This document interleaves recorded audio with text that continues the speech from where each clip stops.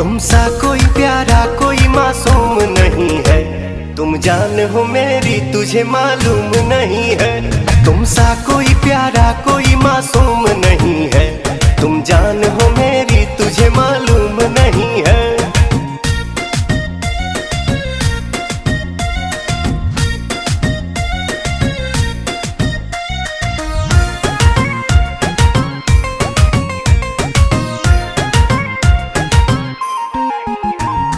Daily राउर आना जाना लागल रहता, दिल पर हाथ धके देखो ई का कहता। हाँ डेली राउर आना जाना लागल रहता, तो दिल पर हाथ धके देखो ई का कहता।